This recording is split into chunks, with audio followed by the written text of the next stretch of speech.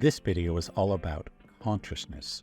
Specifically, I'm going to lay out a map of the journey of human consciousness and share the different stages that we go through and the order they go in and how to navigate this to make your life easier, more fun, more loving, and just better. My name is Brent Phillips. I am the founder and creator of the awakening dynamic system of energy healing and higher consciousness. And this is video number 3 of 9 in our series on consciousness. And in this video, again, I'm going to lay out the big picture of the journey of consciousness, how it works, how we measure it, as well as giving you some tips on figuring out where you're at. In the next 3 videos, we're going to go into a lot more detail on the different stages of consciousness and how they work and how to move through them. So this is the big picture. So I have found the most useful model of consciousness, and there's a lot of them that are out there, was developed by a man named Dr. David Hawkins. And he developed what he called the scale of human consciousness. And this is all laid out in his book called Power versus Force. If you've been around this world of higher consciousness and so on for a while, you probably heard about it. You may have read it. Now, I want to be clear. I'm not some kind of crazy disciple. I don't agree with everything he says or teaches, but I think it's great content. Big picture, it's amazing. And I want to share a little bit of that right now. So what is the human journey of consciousness? Well, to use the Hawkins scale, in the journey of consciousness on Earth, you'll find people at every different level. We all start in some sense at 0 and move through every single step, all the way up to 1,000. And quite simply, the 0 vibration is the lowest vibration. It's shame, which is the denial of self. That is the lowest vibration. And as we ascend through the different levels, the top of the mountain is the 1,000 vibration. We call that enlightenment. We call people up near there ascended masters, living lives of joy without any suffering. And one thing I mentioned in the first video in this series, I want to emphasize, because I think this is really important, is that consciousness is not a competition. We are all on our own journey. Being of a higher consciousness does not make you in every way superior to those of lower vibration. That kind of thinking is very victor-centric, and more on that later in this video and later in the series. It doesn't really work that way. One of the things my late mentor taught, which I think is so wise, so powerful, is that the human journey of consciousness parallels the development of our physical bodies. And so I want to talk a little more about that to give you a wonderful model. And I understand most people don't walk around all day going, oh, gee, my big problem in life is I'm lacking a mental model of consciousness. Of course not, right? You're going to walking around going, gee, I need more money, right? Gee, why does my back hurt? I wish it didn't. Gee, how can I get along better with my wife? Or how can I have a prettier girlfriend? Or how do I fund my retirement? Or how do I be a better mother, right? That's what we think about. But ultimately, it's all driven by consciousness. And so the way it works is pretty simple. I'm going to pull a little bit from another model of consciousness I really like, and it's 100% compatible. It was developed by a woman named Carol Ruth Knox. She was a Christian mystic who managed to discover this deep, powerful spiritual truth. And this is how it goes. The lower levels of consciousness, what would be called 0 to 199 on the Hawkins scale, are the vibrations of the victim. So that is the first stage of human consciousness. But again, I want to emphasize, victims are not losers or failures in an inherent sense.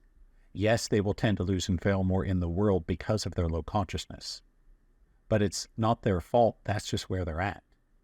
Just like a baby is not going to be really useful to you, right? They can't make money They can't wash your car. They can't get a job. Many of them can't even speak. For the most part, because I have a son, little babies, they're full of love, but they're kind of screamy little blobs, right? But it doesn't mean they're not important. I desperately love my family, and I hope you do too, and that's great. I just want to emphasize, just because someone is of lower consciousness does not mean we shun them or say, you suck, or I never want to be around you. That's short-sighted. That's like saying, gee, I never want to be around children because they can't carry on a deep academic conversation about my subject of interest. Yeah, that's true. But they have other value. It's really important we have children now, isn't it? Of course it is. Not only do they bring us love and joy, someone's got to grow up and take over the farm, right? Take over the business, make money. As at some point, all the adults will grow old and die. And consciousness is the same. So I just want to emphasize again, it's not a competition. Raising your consciousness does not make you better than other people. It just makes you different, right? We need everyone of different levels of consciousness on the earth. And so as we ascend through the vibrations of the victim, at some point we're ready to graduate. On the Hawkins scale, this is the 200 vibration. And the next stage of the journey, from 200 to 499, is, to use the Carol with Knox terminology, the stage of the victor.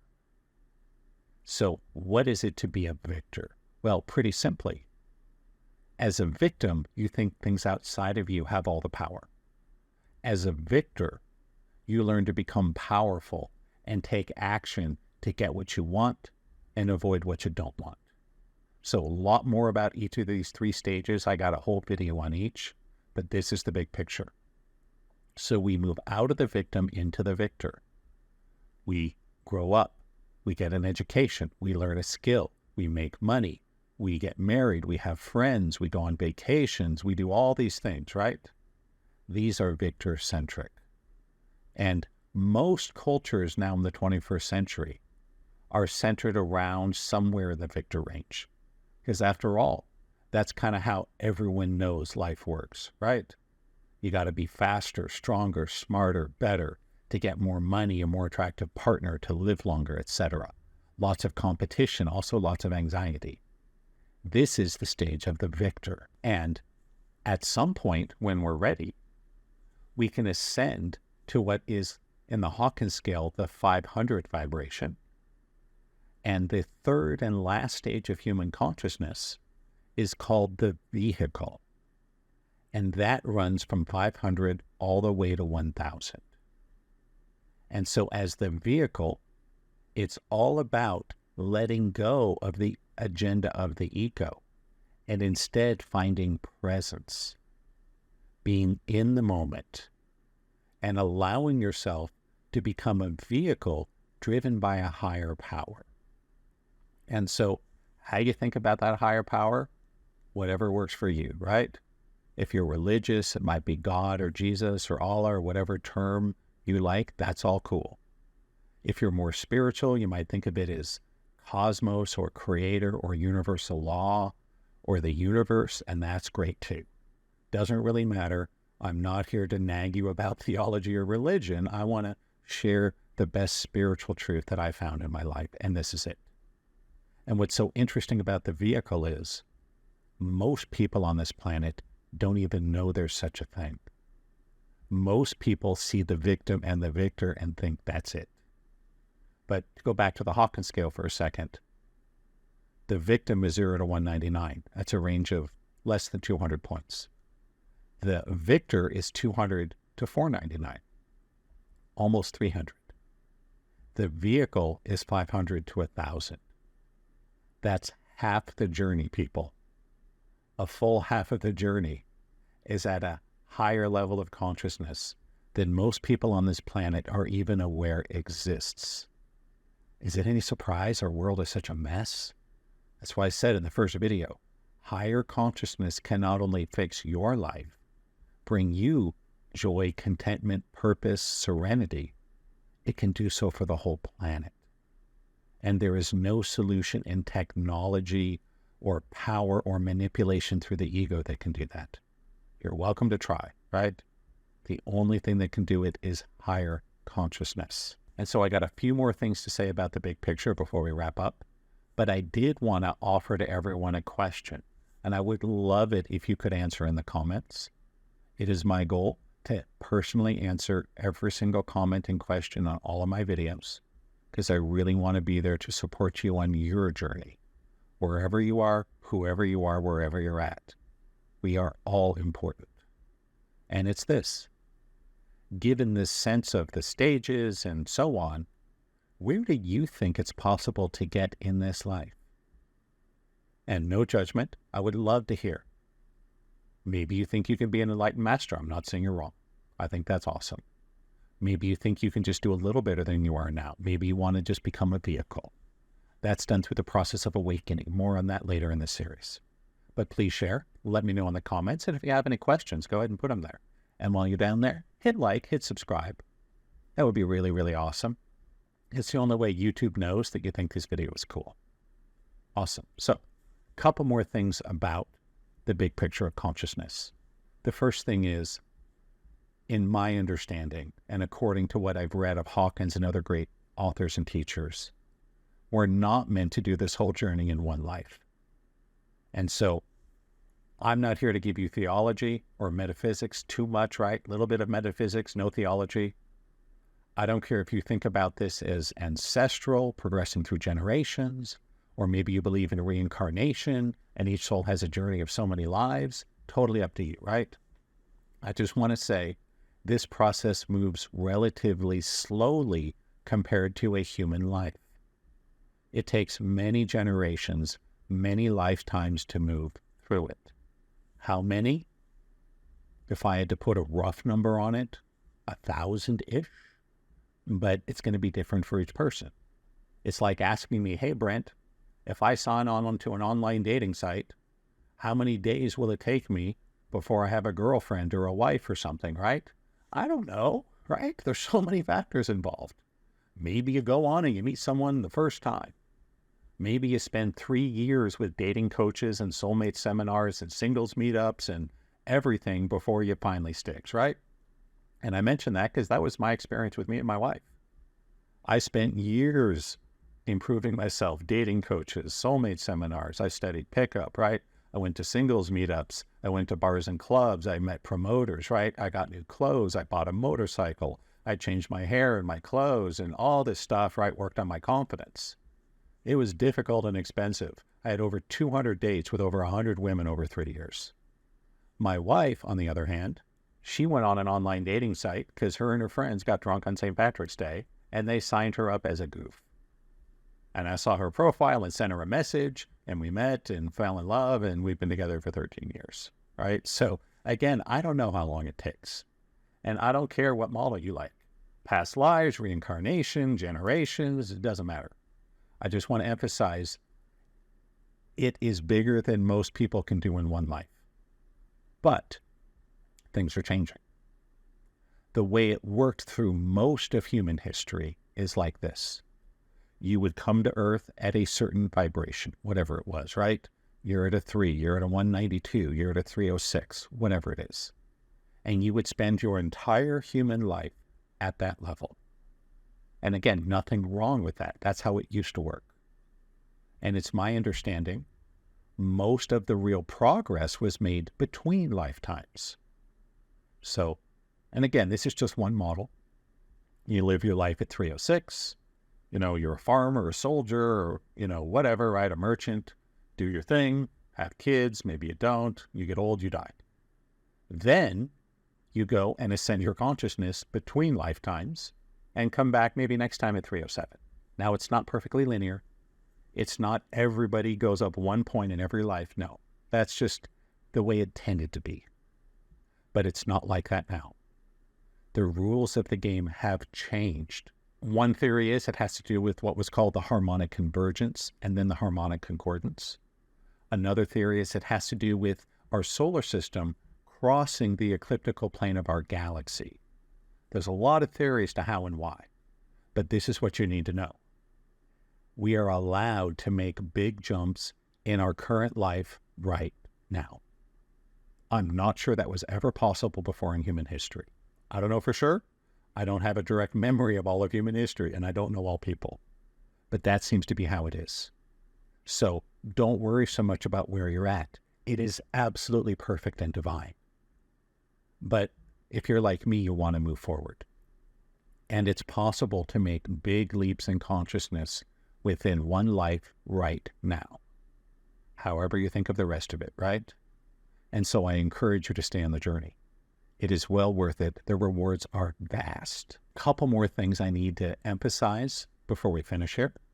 One is that we have a home base for our consciousness. But of course you bounce around, right? Just like we have a home base for our mood.